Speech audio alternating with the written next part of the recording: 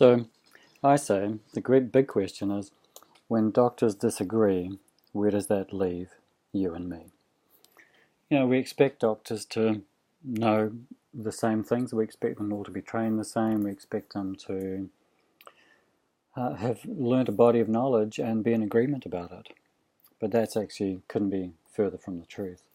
And I wanted to show you here, do doctors disagree? It's often hard for the public to believe that, but there's sometimes massive bun fights between doctors about what's right and what's wrong.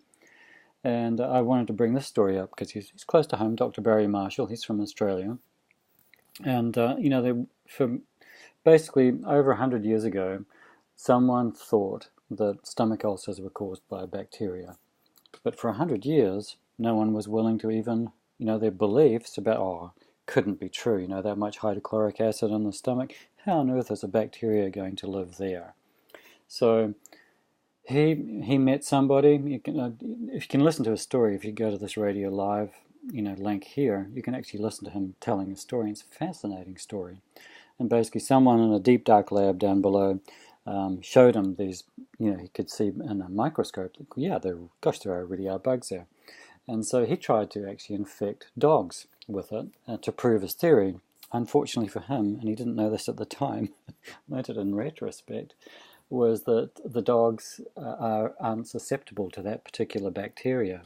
And so rather than give up on his experiment altogether, he got to the point he thought, well, bugger it, rather than let this whole thing go, I have to prove it, so I've got to infect myself. So he put the bacteria in his own stomach, and sure enough, got very, very sick, got stomach ulcers, and took a while to get back to health.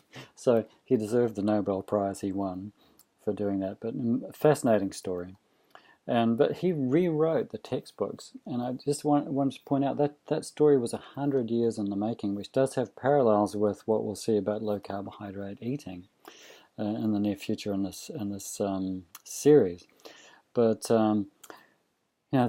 isn't that amazing that it just takes one person to stand up for truth, and until it's found out, and there it is. And how that actually works, just for your interest, if you don't want to listen to the whole thing, is that the bacteria actually turns off the body's ability to produce acid in the cells. So those chief cells, it basically turns off the chief cell's ability to produce acid, and then it gives the bacteria a nice little home to live. Hey presto. So I say the moral of the story is to, put yourself under the microscope and put what we're going to share here under a personal test. I've mentioned one meal at a time. That's a really good idea. But I'm also going to say, give it a week or a month. So don't just, try something half-heartedly, like I said before. Make the decision right. So, and if it makes sense to you, try what I'm going to suggest. Pay attention to whether you feel better, whether your body starts disappearing, whether your blood tests improve. And when you see those things happening, you know what's real for you. You know what's going on, and you know what you need to do. And that's the point I want you to get to.